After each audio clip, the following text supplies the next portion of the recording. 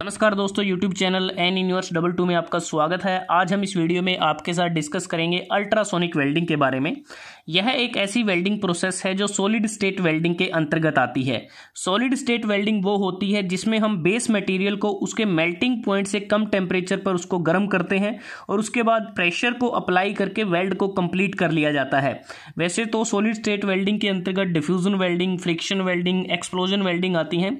तो इस वीडियो में हम डिस्कस करेंगे अल्ट्रासोनिक वेल्डिंग के बारे में कि इस वेल्डिंग को कैसे किया जाता है, इसकी एडवांटेज क्या है, डिसएडवांटेज क्या है और इसकी एप्लीकेशन क्या है।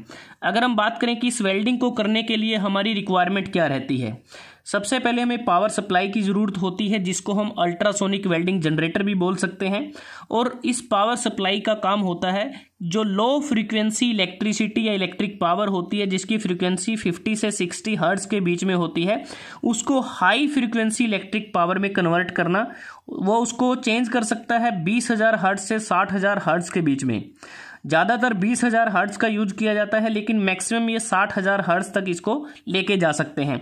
उसके बाद जो नेक्स्ट कंपोनेंट होता है वो होता है ट्रांसड्यूसर, जिसको हम कन्वर्टर भी कहते हैं। ट्रांसड्यूसर मेनली दो टाइप के हम यूज कर सकते हैं, पीजियो इलेक्ट्रिक हो सकता है और मैग्नेटोस्ट्रक्टिव हो सकता है। आवश्यकता अनुसार इनको यूज किया जा सकता है।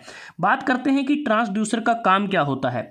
ट्रांसड्यूसर का काम होता है पावर सप्लाई से जो हाई फ्रीक्वेंसी इलेक्ट्रिक पावर आई है उसको कन्वर्ट करना है हाई फ्रीक्वेंसी साउंड वाइब्रेशन में, जिसको हम अल्ट्रासाउंड भी कह देते हैं। अल्ट्रासाउंड जो वाइब्रेशन है उसमें इसको चेंज करता है।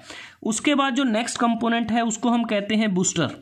बूस्टर का काम होता है कि जो हाई फ्रीक्वेंसी साउंड वाइब्रेशन आए हैं उनके एम्पलीट्यूड को बढ़ाना, मतलब कि अल्ट्रासाउंड वाइब्रेशन को और बड़ा करना। अगर आप देखें यहाँ पर जो एम्पलीट्यूड है उसको और बड़ा कर दिया गया है, ये बूस्टर का काम होता है। क्योंकि हमें पता है कि जो higher the frequency of vibration, कि वाइब्रेशन की जितनी ज़्यादा फ्रीक्वेंसी होगी, जितना ज़्यादा एम्पलीट्यूड होगा, उतनी ही ज़्यादा एनर्जी हमारी ट्रांसमिट होगी, उतना ही एनर्जी ट्रांसमिट का हमारा रेट रहने वाला है। उसके बाद जो नेक्स्ट कंपोनेंट है जिसको हम हॉर्न कहते हैं, जिसको सोनोट्रोड के नाम से भी जाना जाता है, सोनोट्रोड के नाम से। हॉर्न का काम होता है कि जो हमारे पास जो वाइब्रेशन आई हैं, अल्ट्रासाउंड जो वाइब्रेशन आई हैं उसको फोकस करना, उसके साथ ही उसको डिलीवर करना उन वर्कपीस पर जिसको हमें वेल्ड करना है। और जो हॉर्न होता है, अगर हम बात करें, इसके आगे एक टिप लगी होती है। हॉर्न के आगे जो टिप लगी है जिसको हम ब्रेजिंग के द्वारा भी जोड़ सकते हैं, फिर उसको वेल्ड भी किया जा सकता है। अगर आप इस एरो से देखें कि किस प्रकार से ये वाइब्रेट करता है, क्योंकि जब हॉर्न वाइब्रेट करेगा उसके कारण दो जो सरफेस होंगे जिन्हें हमें ज्वाइन करना है आपस में रब करेंगे, और उनके रब करने से जो फ्रिक्शन होगा उस फ्रिक्शन से हीट जनरेट होगी और उस हीट के बाद उनका सॉलिड फ्यूजन होगा। अब जो हॉर्न की हमने बात की है इसके आगे एक टिप लगी होती है। वैसे अलग अलग शेप के हॉर्न हम यूज कर सकते हैं, आवश्यकता अनुसार। आप यहाँ डायग्राम में देख सकते हैं कि अलग अलग शेप के हॉर्न आपको नजर आ रहे हैं। उसके अलावा हॉर्न के आगे एक टिप लगा दी जाती है, और वो जो टिप का जो अगर हम बात करें जनरली स्फेरिकल कंटूर होता है जिसकी रेडियस 75 mm के बीच में रहती है। और वो जो टिप होती है वो हाई स्पीड स्टील की भी बनी हो सकती है, निमोनिक अलॉय की भी बनी हो सकती है।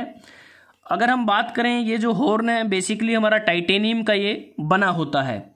जो नेक्स्ट कंपोनेंट है जिसको हम एनविल बोलते हैं, एनविल पे हम उन वर्क पीस को रखते हैं जिन्हें हमें वेल्ड करना होता है, या कह सकते हैं कि वर्क पीसेस को रख सकते हैं, स्टैक कर सकते हैं वर्क पीसेस के। तो ये एनविल का काम रहता है। अगर हम बात करें कि जो अल्ट्रासोनिक जो वेल्डिंग होती है इसमें हमें वेल्डिंग के लिए जो एनर्जी की ज़रूरत होती है वो किस पे डिपेंड करती है। बेसिकली वो दो फैक्टर पे डिपेंड करती है कि हमें जिस वर्क पीस को वेल्ड करना है उसकी थिकनेस क्या है और उसकी हार्डनेस क्या है। इन दो फैक्टर पे हमारी जो energy required for ultrasonic welding वो उस पर डिपेंड करती है। अब बात करते हैं कि इसमें जो वर्किंग है वो किस प्रकार से होती है। सबसे पहले हम क्या करेंगे, जिन वर्कपीस को हमें वेल्ड करना है उसको हम एनविल के ऊपर रखेंगे, या फिर जो फिक्सचर हम यूज़ करते हैं उसके ऊपर इसको रखा जाएगा। और लैप ज्वाइंट फॉर्मेशन इसमें हम देखेंगे, जैसे आप डायग्राम में देख पा रहे हैं, लैप ज्वाइंट फॉर्मेशन इसमें होती है। उसके बाद हम जो हॉर्न है, हॉर्न को कॉन्टैक्ट में लेके आएंगे ताकि जो वर्कपीस हमने जिस पोजीशन पे रखे हैं एनविल पे उसी पोजीशन में वो रहें। तो एक प्रकार से हम फोर्स अप्लाई करेंगे। फोर्स को अप्लाई करने के अलग अलग तरीके हो सकते हैं। न्यूमेटिकली अप्लाई कर सकते हैं, हाइड्रोलिकली कर सकते हैं, या फिर किसी स्प्रिंग एक्चुएटेड डिवाइस का भी इस्तेमाल किया जा सकता है। और जैसा कि हम बात करें कि ये जो सेटअप आपको नज़र आ रहा है, एक प्रकार से ये सिम या स्पोर्ट वेल्ड हमें दे सकता है। अगर हमें इसके अलावा कोई और वेल्ड चाहिए, कि जैसे अगर हम बात करें कि हमें कोई एनुलर या फिर रिंग टाइप अल्ट्रासोनिक वेल्ड चाहिए, तो उस केस में जो फोर्स हम अप्लाई करेंगे उसको जो सिलेंड्रिकल टिप होगी उस पर उसको टेंजेंशियली हम उसको अप्लाई करते हैं ताकि हमें जो वेल्डिंग जो टिप होगी वहाँ पर टॉर्जनल वाइब्रेशन मिल सके। अदरवाइज हम सिम या फिर स्पोर्ट वेल्ड इसमें आसानी से कर सकते हैं। उसके बाद जैसे ही हमने प्रेशर को अप्लाई कर दिया है, प्रेशर को अप्लाई करने के बाद हम पावर को ऑन कर देंगे और उसके बाद पावर सप्लाई अपना काम करेगी। ट्रांसड्यूसर हमारी जो हाई फ्रीक्वेंसी जो इलेक्ट्रिसिटी है उसको हाई फ्रीक्वेंसी साउंड वाइब्रेशन में चेंज कर देगी। बूस्टर उसके एम्पलीट्यूड को इंक्रीज कर देगा। हॉर्न इसमें वाइब्रेट करना शुरू कर देगा। अब जो हॉर्न है वो डिलीवर करता है अल्ट्रासोनिक वाइब्रेशंस को मटेरियल पे ताकि उसको गर्म किया जा सके।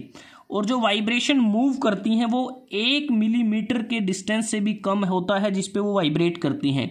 और ये अप एंड डाउन भी हो सकता है। अगर वर्टिकली अगर ये हॉरिजॉन्टल है तो ये साइड टू साइड ये वाइब्रेट करेगा।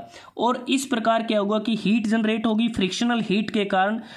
सो इनका जो टेम्परेचर यहाँ पर जो हीट जनरेट होगी वो जो हीट होगी वर्क पीस के मेल्टिंग पॉइंट से कम होगी। बस यहाँ पर सॉलिड फ्यूजन हो सकता है।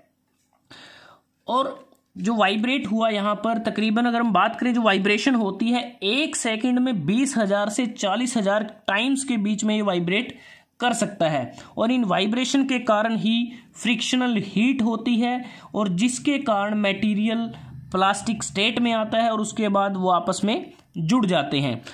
ये तो होता है मेटल के केस में। जैसा कि हमने बात की कि अल्ट्रासोनिक वेल्डिंग को हम मेटल के साथ भी यूज कर सकते हैं और प्लास्टिक के साथ भी।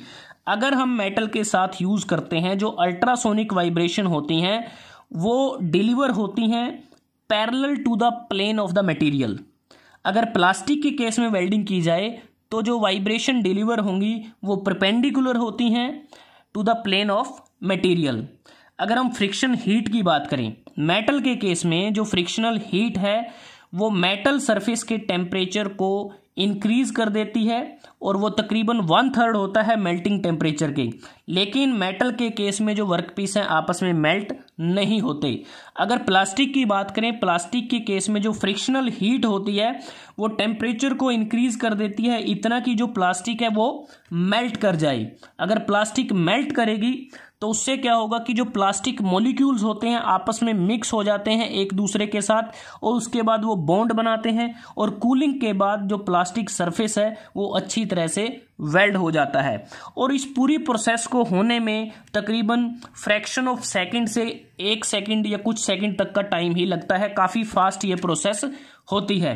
इसके अलावा अगर हम बात करें जो अल्ट्रासोनिक वेल्डिंग होती है इसमें वाइब्रेशन के कारण जो वर्कपीस के सरफेस के ऊपर जो ऑक्साइड लेयर होती हैं वो ब्रेक हो जाती हैं और उनके ब्रेक होने से जो हमें मेटल कांटेक्ट मिलता है और उससे हमें काफ़ी बढ़िया वेल्डिंग देखने को मिलती है।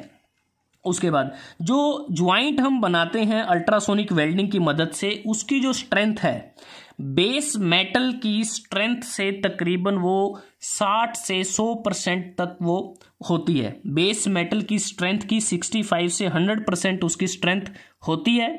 और इसमें जो सीम वेल्डिंग अगर हम बात करें सीम वेल्डिंग अगर की जाए तो उसकी जो स्पीड जो इसमें रिपोर्ट की गई है वो तकरीबन 10 मीटर प्रति मिनट उसको किया जा सकता है। और स्पोर्ट वेल्ड को तो 1 सेकंड से कम समय में भी किया जा सकता है, लेकिन उसके लिए जो मैक्सिमम थिकनेस रहती है थिन वर्कपीस की वो 3 mm से ज़्यादा नहीं होती है। अब बात करते हैं कि जो अल्ट्रासोनिक वेल्डिंग है इसकी कैपेबिलिटी की अगर हम बात करें अल्ट्रासोनिक वेल्डिंग की मदद से सिर्फ एक साइड पर ही वेल्ड किया जाता है और हमें कोई अलग से इलेक्ट्रोड की ज़रूरत नहीं होती। इसलिए क्या होता है कि हम जो थिक वर्कपीस को लेते हैं और एक थिन वर्कपीस को लेते हैं थिन वर्कपीस की जो थिकनेस है वो लिमिटेड रहती है, लेकिन जो थिक वर्कपीस होता है उसकी अनलिमिटेड थिकनेस हम बात कर सकते हैं हो सकती है, क्योंकि एक साइड से ये जॉइंट लगा सकता है। दूसरी बात, जो सरफेस कॉन्टामिनेंट्स होते हैं जैसे ग्रीस होता है, ग्रेफाइट होता है, या कोई इलेक्ट्रोलाइट अगर हमारा आ जाता है एट दैट टाइम, तो उसका कोई एप्रिशिएबल इफेक्ट नहीं होता हमारी वेल्ड की क्वालिटी पर। तो अब बात करते हैं कि जो अल्ट्रासोनिक वेल्डिंग है इसके एडवांटेज क्या रहते हैं। एडवांटेज सबसे पहला कि फास्ट प्रोसेस है, फास्ट प्रोसेस सेकंड्स में ही हो जाती है। दूसरी बात, एक सेफर प्रोसेस है, सुरक्षित ये एक प्रोसेस है, क्योंकि इस प्रोसेस को करते समय किसी प्रकार की कोई हमें फ्यूल की ज़रूरत नहीं है, कोई इसमें गैसेज रिलीज नहीं होती, तो इस प्रकार से ऑपरेटर को कोई दिक्कत नहीं है। अल्ट्रासोनिक वेल्ड से हमें स्ट्रॉन्ग और ड्यूरेबल वेल्ड हमें मिल जाता है। इस प्रोसेस को आसानी से ऑटोमेट किया जा सकता है, और जैसा हमने बात की थिन और थिक सेक्शन को हम एक दूसरे के साथ जोड़ सकते हैं। और इस वेल्डिंग को करते समय ना तो हमें कोई एज प्रिपरेशन बनाने की ज़रूरत, ना ही कोई फिलर मेटल की ज़रूरत, कोई फ्लक्स हमें नहीं चाहिए, सील्डिंग गैस की ज़रूरत नहीं होती। दूसरी बात, अल्ट्रासोनिक वेल्डिंग के द्वारा हम वाइड वैरायटी ऑफ मेटालिक और नॉन मेटालिक जो मटेरियल्स हैं, या कह सकते हैं कि डिसिमिलर मेटल्स को बड़ी आसानी से जोड़ सकते हैं। अब जो डिसिमिलर मेटल्स कैसे, अगर हम बात करें, जैसे कि हम एल्यूमिनियम को स्टील के साथ आसानी से जोड़ सकते हैं, एल्यूमिनियम को टंगस्टन के साथ जोड़ सकते हैं, एल्यूमिनियम को मोलिब्डेनम के साथ जोड़ सकते हैं, निकल को ब्रास के साथ जोड़ सकते हैं। इस प्रकार से डिसिमिलर मटेरियल को आसानी से जोड़ा जा सकता है। इस वेल्डिंग को करते समय टेम्परेचर दूसरी वेल्डिंग के मुकाबले भी कम रहता है, क्योंकि सॉलिड स्टेट वेल्डिंग होती है। हीट अफेक्टेड जोन इसमें कम रहता है, जिसके कारण सरफेस डिफॉर्मेशन भी कम होती है। अगर हम डिसएडवांटेज की बात करें, अब इस वेल्डिंग को करते समय हर समय वाइब्रेशन जनरेट होती है, तो कह सकते हैं कि जो प्रोडक्ट या जो हमारा वेल्ड रहता है हर समय वाइब्रेशन के साथ एक्सपोज रहता है। और इसमें कई बार जब हम थर्मोप्लास्टिक इलास्टोमर की वेल्डिंग करते हैं उसमें थोड़ी प्रॉब्लम्स आ जाती हैं।